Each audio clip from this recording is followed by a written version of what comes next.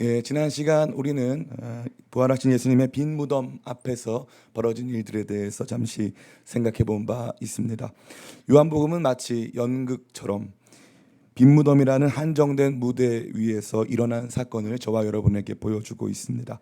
그 무대의 주인공은 누구였습니까? 바로 막달라 마리아였습니다. 다른 여성들도 있었지만 막달라 마리아의 역할이 아주 강하게 강조되어 있었지요. 요한복음이 보여준 그녀의 모습은 예수님을 향한 열심으로 가득 차 있었습니다. 이른 새벽에 향품을 가지고 그 누구보다 먼저 앞서서 예수님의 무덤으로 나온 여성이 바로 막달라 마리아였습니다. 그러나 그녀는 그러한 모습에도 불구하고 성급하고 또 계속 우는 또 무지한 모습을 보여줄 뿐이었습니다. 그러나 당황하고 두려워하는 제자들에게 달려가는 이 마리아의 모습, 그러한 모습으로 제자들이 달려갔던 마리아는 나중에 확신 속에서 다시 한번 제자들에게 달려가는 모습으로 지난 시간 빈 무덤 앞에서의 이야기가 종결되는 것을 우리는 볼 수 있는 것입니다. 한마디로 부족하지만 또 무지하지만 연약하지만 예수님을 향한 열심을 가진 한 여성이 그 앞에서 부활하신 예수님을 만났을 때 더 이상 무지가 아닌 깨우침으로, 더 이상 연약이 아닌 확신으로 변화되는 모습을 우리 모두로 하여금 보게 한 것입니다. 그러기에 주님께서 저와 여러분에게 원하시는 것은 더 똑똑하고 더 괜찮은 그리스도인이 되기보다 먼저 더 열심을 가지고 주님 앞에 달려나오는 우리가 되기를 주님께서 요구하신다는 말씀을 지난 시간 함께 생각해 본 바 있습니다. 이제 오늘 우리가 만나게 될 장면은 또한 연극같이 제2막처럼 빈 무덤이라고 하는 현장에서 이제 제자들이 모여있는 닫힌 문이라고 하는 무대로 우리를 인도해 주고 있습니다. 과연 이 닫힌 문 앞 안에 있었던 제자들에게 어떠한 일이 일어났을까요? 그 가운데 그들이 경험한 것은 무엇일까요? 또 그러한 이야기가 오늘 저와 여러분에게 어떠한 교훈을 주고 있을까요? 오늘 이 본문의 말씀을 묵상하는 가운데 닫힌 문 가운데 나타나사 말씀하시는 예수님이 오늘 우리의 삶에도 나타나셔서 말씀하시고 힘주시고 위로해 주시는 귀한 능력을 체험하는 저와 여러분 다 되시기를 예수님의 이름으로 축원합니다. 아멘. 오늘 우리가 먼저 살펴보기 원하는 것은 제자들의 구체적인 상태입니다. 그들은 어떤 상태였습니까? 오늘 본문의 말씀 우리 19절을 같이 읽어보기를 원합니다. 같이 읽어보겠습니다. 시작. 이날 곧 안식 후 첫날 저녁에 제자들이 유대인을 두려워하여 모인 곳들의 문들을 닫았더니 예수께서 오사 가운데 서서 이르시되 너희에게 평강이 있을지어다. 아멘. 제자들이 유대인들을 두려워하여 모인 곳의 문들을 닫았더니라고 되어 있는데요. 구체적으로 제자들의 감정적인 상황이 어떠한 것인지를 밝혀주는 복음서는 오직 요한복음밖에 없습니다.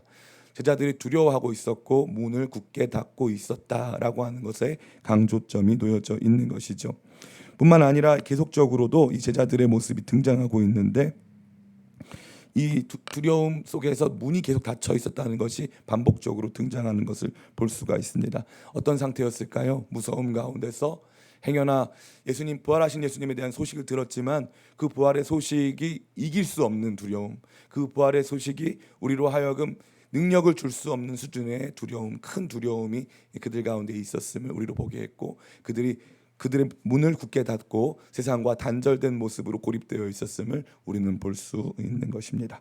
이들 가운데 예수님 찾아오셨습니다. 찾아오셔서 예수님 어떻게 하셨습니까? 첫 번째 따라해 볼까요? 평안을 주셨습니다. 예수님께서 처음에 오셔서 평안을 주셨습니다. 우리 같이 한번 말씀 읽어보겠습니다. 19절 말씀 같이 읽어보겠습니다. 시작. 이날 곧 안식 후 첫날 저녁 때에 제자들이 유대인들을 두려워하여 모인 곳 문들을 닫았더니 예수께서 오사 가운데 서서 이르시되 너희에게 평강이 있을지어다. 아멘. 평안은 어떠한 평안이었을까요? 이 평안은 우리가 알고 있는 일반적인 평안과는 다릅니다. 다시 말해 우리의 심리적으로 안정되고 또 여러 가지 불안한 요소들이 많이 제거된 상태의 평안을 의미하는 것이 결코 아니지요. 예수님께서는 이 평안에 대하여서 이미 말씀하신 바 있습니다. 요한복음 16장 33절입니다. 우리 같이 한번 읽어보겠습니다. 같이 읽습니다. 시작. 이것을 너희에게 이르는 것은 너희로 내 안에서 평안을 누리게 하려 함이라. 세상에서는 너희가 아멘. 이 평안은 두려움 가운데 있는 제자들에게 세상을 이기셨다라고 하는 것을 근거로 하여 담대함을 주는 평안이었습니다. 이 담대함을 주는 평안, 이 담대함을 주는 평안이라는 것은 단순히 정적인 평안이 아니라 동적인 평안이었다는 거예요. 일어설 수 있게 하는 힘, 우리로 하여금 다시 한번 싸우게 하는 능력, 할 수 있다라고 하는 내면 가득히 우리를 북돋아주고 격려해주는 어마어마한 수준의 능력이 되는 것입니다. 옛날에 어떤 영상을 본 적이 있어요. 아기 곰이 막 이제 이 다른 이 사자한테 막 쫓기는 거예요. 막 늑대한테 막 쫓깁니다. 늑대한테 막 쫓기고 있었는데 아기 곰이 도망가는 모습이 너무 애처롭게 그려지는 거예요. 그러다가 갑자기 아기 곰이 막 뒤로 돌아가지고 이제 어떻게 할 수가 없으니까 이 늑대랑 대치하는 상황이 있었습니다. 늑대랑 딱 대치하는 상황이었는데 이 아기 곰이 용기를 내 가지고 늑대 앞에서 손을 높이 들고 막 싸우는 척을 했어요. 그랬더니 갑자기 늑대가 도망가는 거예요. 너무 신기하죠. 그 뒤에 누가 있었을까요? 엄마 곰이 이렇게 크게 하고 있는 거예요. 뒤에 어마어마한 힘의 능력으로 엄마 곰이 함께 해주니까 아기 곰이 힘을 얻을 수 있었던 것이죠. 저는 이 말씀 들을 때마다 참 많은 생각을 합니다. 세상 가운데 우리가 그리스도인으로 산다는 것은 사실 쉬운 것이 아니에요. 우리를 불안하게 합니다. 헌금 어느 정도 헌금을 주님 앞에 올려드릴 때도 우리를 불안하게 하고 또 힘들게 하는 것이죠.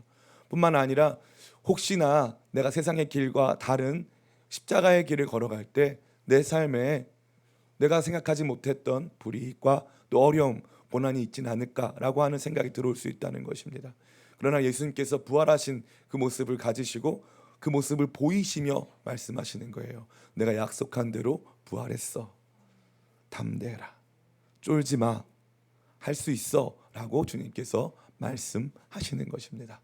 정적인 평안, 그저 우리 마음에 잠시 세상의 현실과 상황은 전혀 녹록지 않음에도 불구하고 그저 잠시 이 모든 것들에 대하여서 도피하고 쉬게 하는 정도의 평안이 아닌 세상 앞에 나아갈 수 있는 거룩한 힘을 주는 동적인 평안, 담대함을 주는 이 거룩한 평안을 주님께서 우리 가운데 찾아오사 주신다라고 하는 거룩한 그림이 오늘 이 말씀 속에 놓여져 있는 것입니다.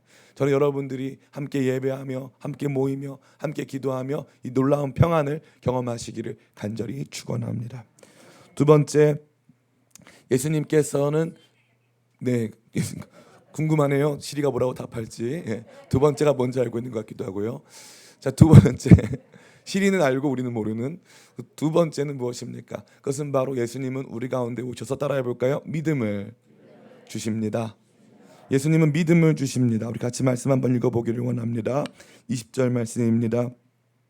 같이 읽습니다. 시작. 이 말씀을 하시고 손과 옆구리를 보이시니 제자들이 주를 보고 기뻐하더라. 아멘. 제자들이 모인 곳에 예수님께서 오셔서 증거를 보여주십니다. 손과 옆구리를 보여주시는 것입니다. 왜 하필 손과 옆구리일까요? 손과 옆구리는 예수님께서 십자가를 지셨다고 하는 가장 결정적인 증거이기 때문입니다. 이 뚫려 있는 이 손목, 또 여기 이 뚫려 있는 옆구리의 상처, 이것이 바로 예수님을 다른 모든 종류의 가짜 예수들과 구별하는 가장 중요한 근거가 되는 것입니다. 요한계시록은 말하고 있습니다. 내가 하나님 보좌 우편에 어린 양을 보니 일찍이 죽임을 당하신 것 같더라 라고 되어 있는 것이죠. 우리 주님의 구체적인 구별점은 바로 그분이 육체를 가지고 지금 하나님 보좌 우편에 계신데 그분께는 십자가에 달리신 상처가 있다는 거예요. 저는 늘상 여러분에게 말합니다. 신천지 이기는 유일한 방법 뭐라고 했습니까? 이만희 씨에게 가가지고 물어보면 돼요. 손에 못자국을 보여주세요. 분명히 그들은 이렇게 말할 것입니다. 이제는 내가 영으로 재림했기 때문에 못자국 없다. 아니요. 분명히 계시록에는 보좌 우편에 계신 하나님의 어린 양에 못자국이 있다고, 일찍이 죽임당하신 것 같은 상처가 있다고 말하고 있습니다. 부활하신 예수님은 분명히 손에 못자국과 옆구리에 장자국이 있습니다. 이게 우리 주님을 구별하여 보게 하는 가장 중요한 근거가 되는 것입니다. 주님께서는 그것을 저와 여러분 가운데 보이시며 믿음을 주십니다. 오늘 우리가 이 말씀 꼭 기억해야 될 것은 31절 말씀입니다. 같이 한번 읽어보겠습니다. 같이 읽습니다. 시작. 오직 이것을 기록함은 너희로 예수께서 하나님의 아들 그리스도이심을 믿게 하려 함이요 또 너희로 믿고 그 이름을 힘입어 생명을 얻게 하려 함이니라. 아멘. 이것을 기록하는 것은 요한복음 전체를 기록했다라는 뜻이에요. 요한복음 전체는 기록 목적을 가지고 있는데 믿게 하려 함이다라는 거예요. 믿게 하려 합니다. 이뿐만이 아니죠. 우리가 잘 아는 불신앙의 대명사, 예수님 안 믿는 불신앙을 보여주고 있는 대명사하면 누굽니까? 바로 도마 아닙니까? 도마. 저는 감사하게도 이 도마의 이 순교지를 방문한 적이 있어요. 인도에 가면은 첸나이라고 하는 곳이 있는데 그 첸나이에 가면은 이 도마 순교 성지가 있어요. 거기 정말 여러분 한번 언젠가 기회가 되신다면 꼭 한번 가보시기를 축복합니다. 이 도마가 팔레스타인 지역, 지금으로 치면 이스라엘 지역인데 수천 킬로미터까지 여행을 해가지고 복음을 전했는데 이렇게 인도가 이렇게 삼각형으로 있으면은 그러면 한 인도 북쪽 파키스탄 정도 왔으면은 납득이 돼요. 근데 어디까지 왔냐면은 이쪽 동남아시아랑 붙어 있는 인도의 동쪽까지 와서 거기서 순교한 거예요. 그러니까 어마어마한 거리를 온 것을 우리로 보게 하는 거죠. 너무 재밌지 않습니까? 우리 같이 말씀 읽어보겠습니다. 24절부터 25절 같이 한번 읽어보겠습니다. 시작. 12 제자 중에 하나로서 디두모라 불리는 도마는 예수께서 오셨을 때 함께 있지 아니하니라. 다른 제자들이 그에게 이르되 우리가 주를 보았노라 하니 도마가 이르되 내가 그의 손에 못자국을 보며 내 손가락을 그 못자국에 넣으며 내 손을 그 옆구리에 넣어보지 않고는 믿지 아니하겠노라 하니라. 아멘. 도마는 매우 구체적으로 자기가 예수님의 부활을 믿을 수 없다라는 것을 말하고 있고 어떻게 하면 믿을 수 있는가에 대해서도 말해주고 있습니다. 우리는 도마가 남들보다 특별히 믿음이 없고 특별히 성격 자체가 까탈스러워서 이런 사람들을 보면은 가끔 생각나는 사람이 있죠. 저 사람 참 믿음 없는 것 같다 그러면 참 쟤는 도마랑 닮았다 이런 생각 많이 하잖아요. 우리는 주로 다른 사람들의 믿음에 대해서 평가를 잘 하곤 합니다. 제가 기억으로는 12년이었던 걸로 기억이 나는데 2012년도에 그리스도인들을 대상으로 해서 기독교인들을 대상으로 해서 다른 사람들에게 선물해주고 싶은 책 1위가 뭐였냐면 바로 개념 없음이라는 책이었어요. 다른 사람들에게 선물해주고 싶은 책 1위 개념 없음. 그 책을 꼭 사주고 싶었다 이렇게 하는데 무슨 뜻이냐면은 나는 잘 믿는데 누가 잘 못 믿는 것 같다. 그러니까 한마디로 도마가 특별히 신앙이 없는 사람이어서 특별히 좀 이렇게 뭔가 마음 가운데 신앙을 받아들이기 어려운 사람이어서 도마가 합리적인 사람이어서 도마의 성격이나 그의 성향이 그런 사람이기 때문에 믿을 수 없었다고 되어 있는데 여기 보니까 뭐라고 되어 있냐면은 24절에 12 제자 중에 하나로서 디두모라 불리는 도마는 예수께서 오셨을 때 함께 있지 아니한지라.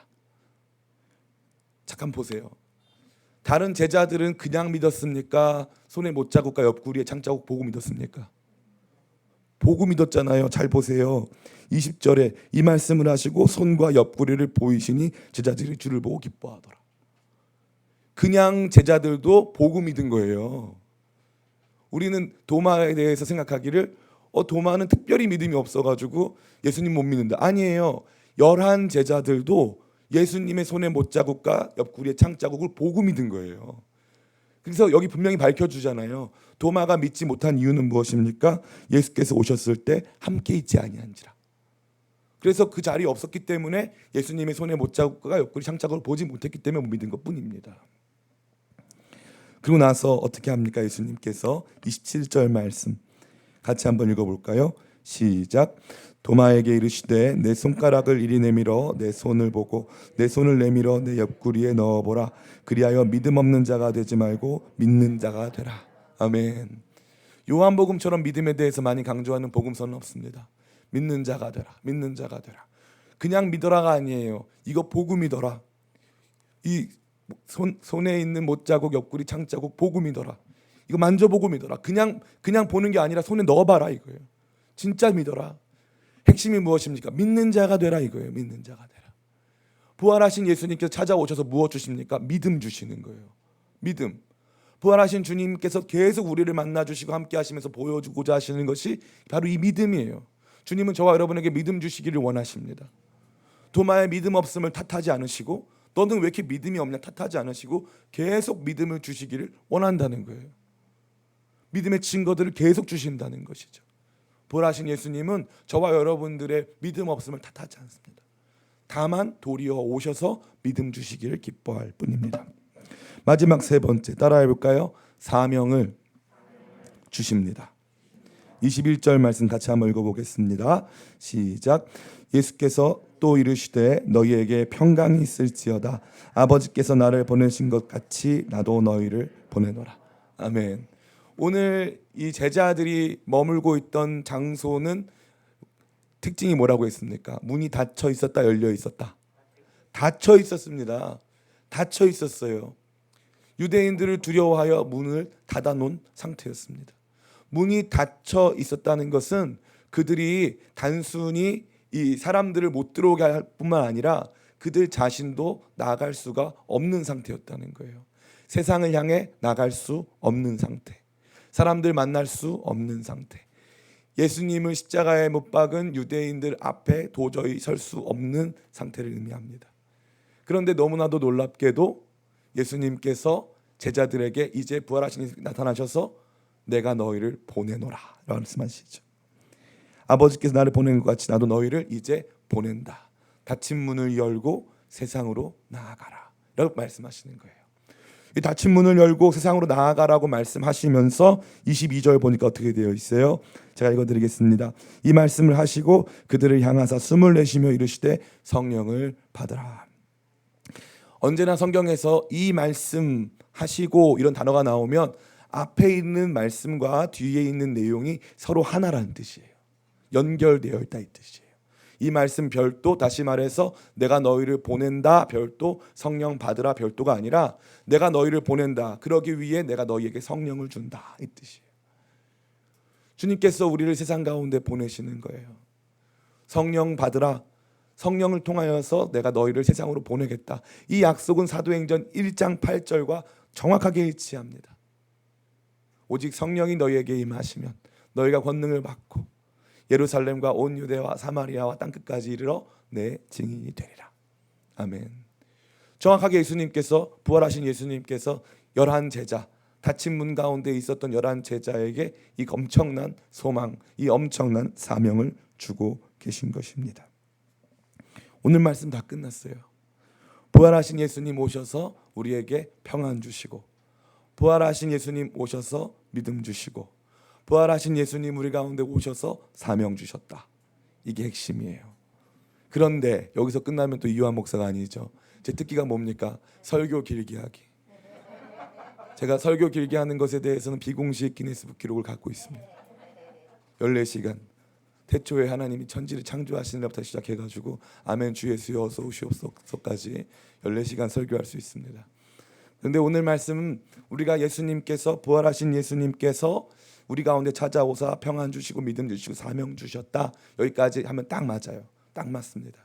그런데 우리가 봐야 할 게 있어요. 부활하신 예수님께서 평안 주시고 믿음 주시고 사명 주셨을 때 그것이 무엇이었냐 이거죠. 그게 바로 모임이었다는 거예요. 모임. 그래서 도마는 믿을 수가 없었어요. 왜 믿을 수가 없다고 했습니까? 도마가 특별히 믿음이 없는 사람이어서 아니라 그랬어요. 11제자도 예수님의 손과 옆구리를 보고 믿었다고 그랬어요. 그럼 도마가 믿지 못한 유일한 이유는 뭐예요? 함께 있지 못했기 때문에 이거예요. 함께 있지 않았기 때문에. 또한 뿐만 아니라 이 닫혀있는 문 안에 있는 공동체, 이 공동체, 자기들끼리 똘똘 뭉쳐서 닫힌 문 안에 있었던 이 공동체 가운데 예수님이 찾아오시죠. 주님은 모임 가운데 함께 하십니다. 모임 가운데 함께 하세요. 이 말씀이 너무너무 중요한 거예요. 부활하신 예수님께서 작은 제자들의 그 모임으로 찾아오셨고, 그 작은 제자들의 모임 가운데 함께 있지 못했던 도마는 그 모임 속에 있었던 제자들은 믿음을 얻었고 평안을 얻었고 사명을 받았는데, 그 모임 속에 있지 못했던 도마는 믿음을 얻지 못해서 계속 믿지 못하는 상태에 머물러 있었고 평안 얻지 못했습니다. 너무너무 재밌는 거예요. 근데 여러분 한 가지 주목해 볼 게 있어요. 도마가 부활하신 예수님에 대한 소식을 들었습니다. 부활하신 예수님에 대한 소식을 들었는데 도마는 예수님을 직접 보지 못했기 때문에 믿을 수가 없었어요. 믿을 수가 없는 상태에서 재밌는 건 두 번째 모임을 할 때 그때 도마가 왔습니까? 안 왔습니까? 왔어요. 두 번째 모임을 할 때 도마가 왔어요. 도마는 예수님의 부활을 믿었습니까? 안 믿었습니까? 안 믿었는데 모임에 왔어요. 이게 중요한 거예요. 도마는 믿음이 없었어요. 부활하신 예수님에 대한 믿음이 없어서 손에 못자국, 옆구리 창자국 내가 그것 손가락 넣어봐야 믿겠다 그랬어요. 그런데 무슨 모임에 온 거예요? 제자들 모임에 온 거예요. 그랬더니 예수님이 도마가 있는 그 모임에 찾아가셔서 도마에게 믿음 주시고 평안 주시고 사명 주신 거예요. 이게 너무너무 재밌는 거예요. 이게 바로 뭔지 아세요? 교회예요. 교회. 많은 사람들이 한동안 내가 교회다라고 하는 이 단어가 아주 유행했어요. 나 한 사람이 교회다. 내가 교회이기 때문에 나는 걸어다니는 교회니까 내가 걸어다니는 교회로서 예수 그리스도의 몸이다. 그것은 마치 뭐와 같냐 하면은 제가 좀 잔인한 얘기지만 제가 만약에 손가락이 절단이 됐어요. 새끼손가락이 혼자 걸어다니면서 내가 몸이다 하는 것과 똑같은 거예요. 우리는 지금 2020년대에 코로나 팬데믹의 시대를 지나 엔데믹의 시대를 맞이하고 있어요. 코로나 팬데믹이라고 하는 이 시대는 저와 여러분 모두로 하여금 한 가지 중요한 신앙적인 개념을 뒤흔들었는데 그것은 바로 교회란 무엇인가 하는 거예요. 온라인으로 예배할 수 있느냐? 온라인으로 기도 모임 할 수 있느냐? 할 수 있었어요. 할 수 있었습니다. 그런데 충분했습니까? 충분하지 않았어요. 충분하지 않았어요. 저는 청소년 사역을 하고 있습니다. 이번에도 청소년 사역을 했는데요. 7월 15일부터 어제까지 단 하루도 빠지지 않고 설교를 했어요. 단 하루도 빠지지 않고. 외부 집회, 많은 교회들을 다니면서. 이번에 재밌는 게 뭐냐면은 우리가 아까 우리 고성민 형제가 기도할 때 교회마다 주일학교가 작았다고 했잖아요. 코로나 팬데믹 전까지 교회 학교는 수직 가강을 했어요. 엄청 작아졌어요. 너무 재밌는 게 제가 이번에 대략 한 10개 정도 교회를 다녀왔는데 모든 교회에서 원래 참석하기로 한 숫자보다 더 많이 왔어요. 왜 그랬을까요? 애들이 수련회 가고 싶어서요. 교회도 못 나오는 애들이 수련회 가고 싶은 거예요. 제가 간 모든 교회에서 아이들이 다 뒤집어졌어요. 기뻐하고 찬양하고 울고 기도하고. 안 그런 교회가 하나도 없어요. 저만 그랬느냐? 제가 요즘에 감사하게도 청소년 사역 크게 하시는 분들하고 다 친하게 지내는데 그분들 모두 하는 말이 각 집회마다 각 캠프마다 사람들이 미어터지고 청소년들이 은혜를 받고 있다는 거예요. 자, 그럼 어떻게 설명하시겠어요? 온라인으로 가능은 해요. 가능은 합니다. 그러나 교회는 모일 때 능력이 있는 거예요. 모일 때 힘이 있는 거예요. 나 혼자 동떨어져서 나 혼자 그냥 신앙생활한다? 불가능해요. 불가능. 이 작은 모임, 닫힌 문 안에서 떨고 있는, 두려움 속에 떨고 있는 그 작은 모임 가운데 찾아오셔서 정서적 안정을 주시는 정적 평안이 아닌 내가 세상을 이기었다라고 이미 약속해서 주시겠다고 약속하신 동적인 평안, 역동적 평안, 싸울 수 있는 힘을 제공하는 든든한 뒷배를 가진 것 같은 강력한 평안, 그 평안 주시고 우리로 하여금 부활하신 예수님에 대한 분명한 믿음 주시고 사명 주셨을 때 그 사명과 믿음과 평안의 수요 현장은 바로 작은 교회였다는 거예요. 교회가 힘이에요. 2022년도를 지나면서 우리 다시 회복해야 될 것은 바로 이 교회의 가치예요. 이 모임의 가치. 저는 이것에 대해서 여러분에게 다시 한번 분명히 말씀드리기를 원합니다. 우리 가운데 믿음 없는 성도들이 있을 수 있어요. 어떻게 해야 됩니까? 교회 오면 돼요. 옛날에 저는 이제 90년대, 2000년대를 생각해 보면은 조금 후회되거나 아쉬운 부분이 많아요. 교회를 전파하지 말고 예수님을 전파해라. 맞죠? 맞는 말이죠. 근데 교회 없이 그리스도의 모험 없이 머리 대신 그리스도께서 어떻게 걸어 다니실 수 있습니까? 교회 없이 어떻게 복음을 전할 수 있습니까? 일단 어떻게 해야 돼요? 교회에 데려와야죠. 교회에 와야죠. 교회에 와서 믿음 없는 사람은 밥 안 줍니까? 성만찬 하듯이 당신 예수님을 구주로 고백하십니까? 그러면 식판 가져가실 수 있고 아니면 못 가져갑니다. 밥도 먹여야죠. 제가 너무 놀란 게 뭐냐면은 이번에 우리 교회 애들이 캠프로 참여했어요. 저는 너무너무 두려웠어요. 얘네들이 얼마나 은혜 받지 못하고 막 불평 불만해 막 이럴까. 너무 두려운 나머지 그 저희 조카한테 용돈도 5만 원 보내고, 야 진짜 이거 너 가서 애들 맛있는 거 사줘라 막 이랬어요. 또 둘째 날 저녁에 막 새벽까지 막 같이 기도하고 나서 저희 교회만 따로 이렇게 모였어요.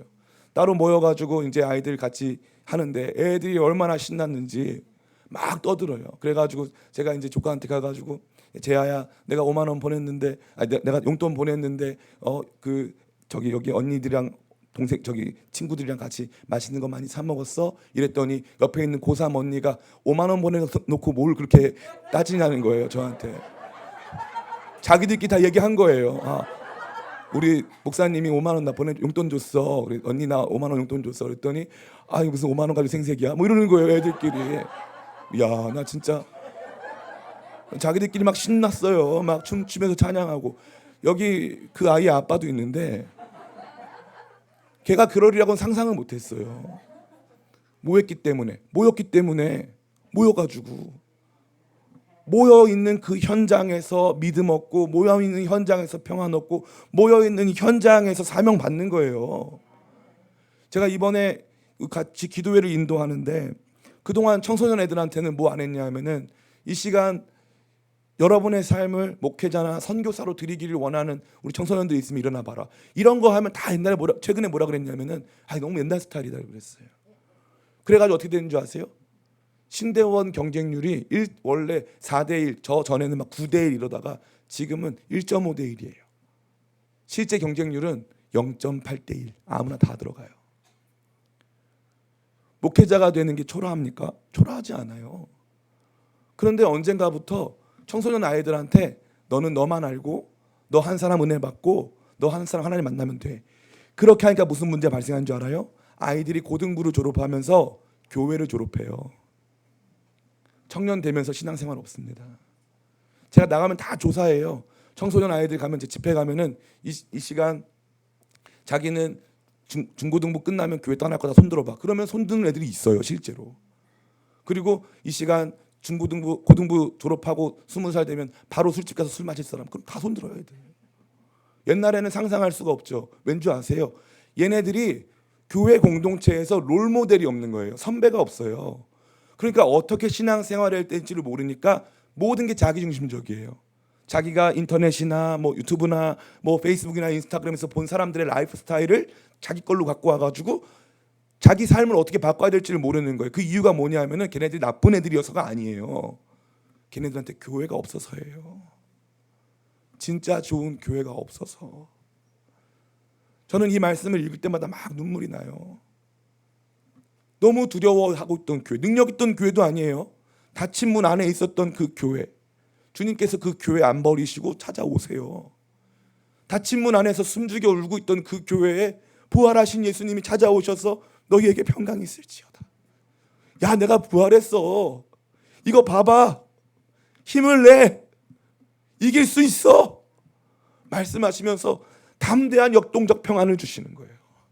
그뿐 아니라 믿음을 주시는 거예요. 믿음 없는 우리에게 믿음을 주시는 거예요.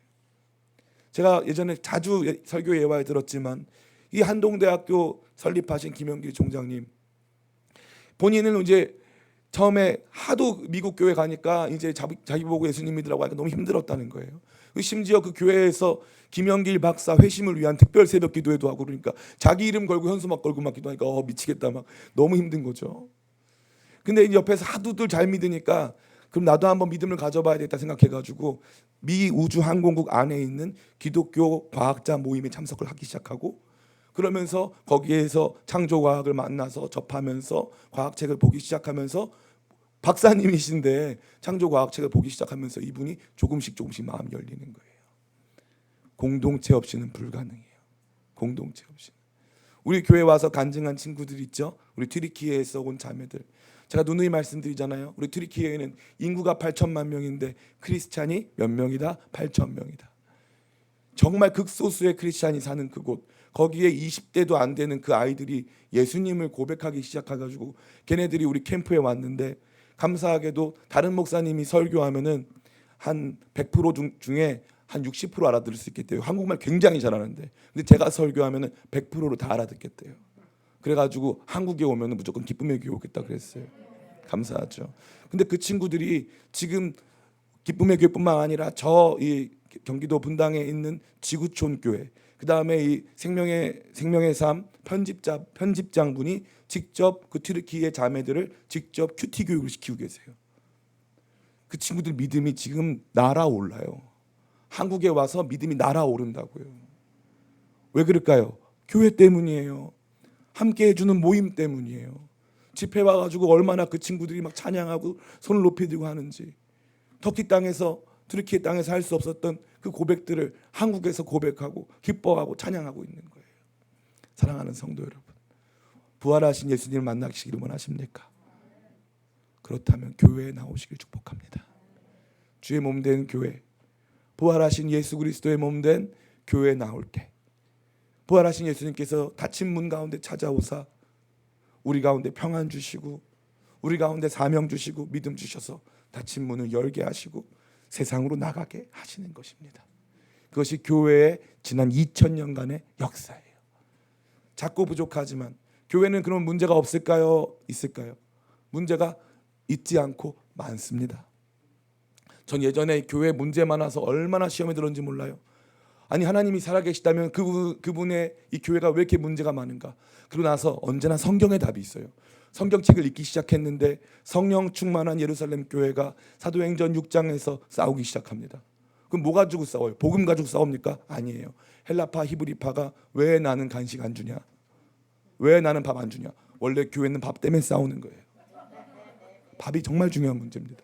왜 나는 밥 안 주냐? 이걸로 싸우기 시작하는 거예요.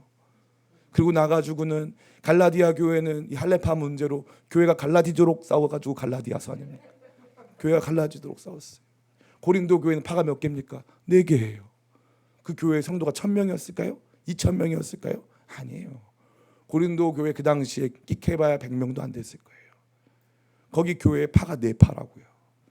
빌립보 교회도 엄청나게 싸웠어요. 안 싸운 교회 있다 없다? 없다. 교회는 싸우는 게 정상이에요. 교회에 싫어하는 성도가 있다? 당연한 겁니다. 당연한 거예요. 제가 누누이 말씀드리죠.